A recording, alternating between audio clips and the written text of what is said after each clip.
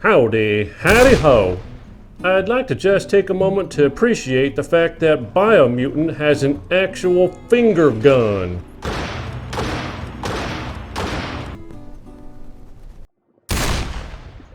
Biomutant is one of those games that caught my eye because it looked nostalgic, as if it were designed after a bygone period of gaming. Knowing it was made by a small and new studio, I swallowed my expectations of a full-price game coming from devs without history. Does this game give me the nostalgic tingle in my naughty bits? While I culturally appreciate the references towards Kung Fu, put the thought out of your mind that melee combat feels anything like martial arts. Melee combat is simply serviceable at best. Then comes throwing in the modern era's need for shooting at things, but put the thought out of your mind that gunplay feels anything like Call of Duty. It's also serviceable at best. While the early game sees these mechanics operate very rough, some of the systems do start to grow on you in the late game, but it never feels fluid or cohesive the way martial arts thematically should. This serviceable level of quality continues into a large swath of familiar mechanics that you've likely seen before, and only serves to make you grumble once you realize you're in for a lot of gathering quests. That doesn't mean there aren't enjoyable moments, and it's the fact that I pushed forward that I found that these moments are often just frolicking the surprisingly peaceful nature of the open fields and meadows. The game also shows a surprising diversity in this manner, and furthermore keeps boredom itself at bay with an also surprising diversity in vehicles. While each are restricted to their respective biome, they serve a major toss-up to gameplay, even if still only hitting that serviceable quality level. Continued exploration sees you peeing on poles, yes, you're actually marking your territory, finding monster poo, some wonky climbing mechanics, and modding your equipment. Like the combat mechanics, you really only start crafting good gear towards the late game, and you end up being able to make some cool stuff like this full auto shotgun.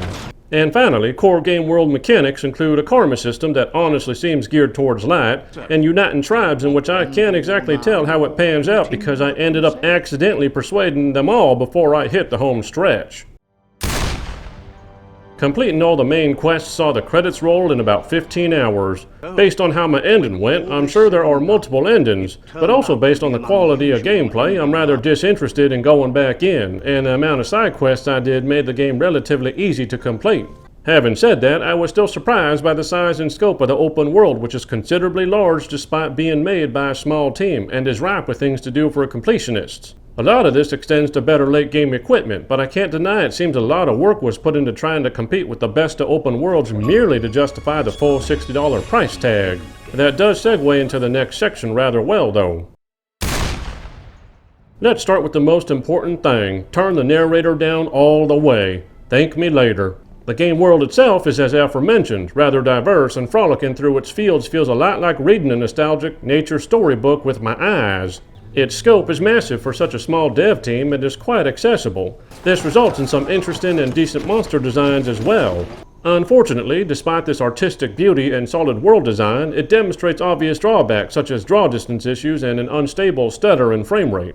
But then a real nostalgia tingle in my naughty bits happens. Characters speaking Banjo-Kazooie gibberish, which is ruined by the need for your narrator to translate it. The gibberish is enjoyable, the narration is not. And that just leaves us with the story. You should know that it's a story about dealing with the unknown futures of human waste, and while it's delivered through martial arts-inspired meaning and analogies, it never really rings home as anything other than one big warning sign. If you're into old-school games like Legend of K, then Biomutant might still entertain you enough to justify its full price. And therein lies why I'm coming to a conclusion that hurts me more than I want to admit. I can easily recognize that a lot of blood, sweat, and tears was put into this game in an attempt to harken back to what many consider the good old days of gaming. The problem is that we've left those days behind for a reason, so a game that is really only hitting N64 level standards of gameplay quality doesn't cut it anymore. While I found ways to derive fun from it, a lot of it was a chore. What we've got here is a game that works, yet struggles to modernize in almost every way, and it is with a heavy heart that, despite my respect for hard work and effort, I must score the game objectively and harshly against its full $60 price tag. I give Biomutant a 6 out of 10.